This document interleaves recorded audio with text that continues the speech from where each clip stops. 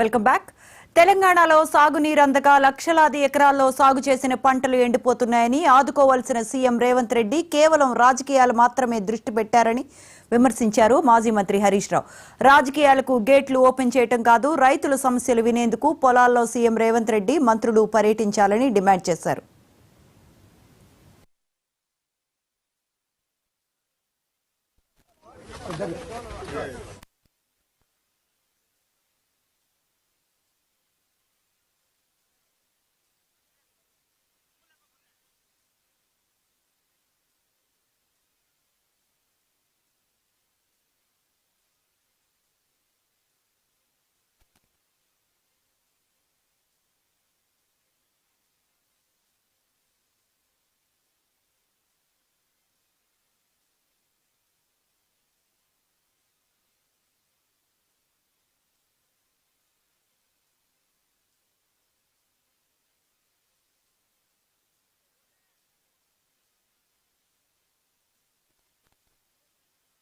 నమస్కారం. ముఖ్యంగా దేవరుప్పల మండలంలో ఈ రోజు ప్రభుత్వం యొక్క వైఫల్యం వల్ల, ప్రభుత్వం సరిగా వాటర్ మేనేజ్మెంట్ చేయకపోవడం వల్ల ఈ రోజు వేలాది ఎకరాల్లో పంట ఎండిపోయింది. నిజంగా ఈ తండాలో ఉండే అక్కా చెల్లెల బాధ వింటా ఉంటే కళ్ళలో నీళ్లు వస్తా ఉన్నాయి. ఈ ఒక్క ఊర్లోనే వందలాది బోర్లు వేసినారు. ఒక్కొక్క రైతు 6 బోర్లు, 4 బోర్లు, 2 బోర్లు వేసి ఆశ కోసం నీళ్లు వస్తాయేమో అని ప్రయత్నం చేసి మేము అప్పుల పాలైనామని చెప్పి వాళ్ళ యొక్క బాధలు చూస్తా ఉంటే ఈ ప్రభుత్వం పూర్తిగా రైతుల్ని ఆదుకోవడంలో ఈ రోజు విఫలమైందనేటువంటిది అర్థమవుతా ఉంది. ముఖ్యంగా రాష్ట్ర ప్రభుత్వం గోదావరి నదిలో నీళ్లున్నా కూడా దేవాదుల ద్వారా నీళ్లు పంపింగ్ చేసి రైతులకు నీళ్లు ఇవ్వడంలో ఇవాళ పూర్తిగా వైఫల్యం చేసింది. ఇవాళ వాళ్ళు 6 గ్యారంటీల్లో రైతుల కోసం చెప్పిన ఏ ఒక్క హామీ కూడా కాంగ్రెస్ పార్టీ అమలు చేయలేదు. ఆనాడేమో ఎలక్షన్ ప్రచారంలో అరచేతిలో వైకుంఠం చూపించిన కాంగ్రెస్ అధికారంలోకి వచ్చిన తర్వాత రైతులకు మాత్రం మొండి చేయి చూపించింది.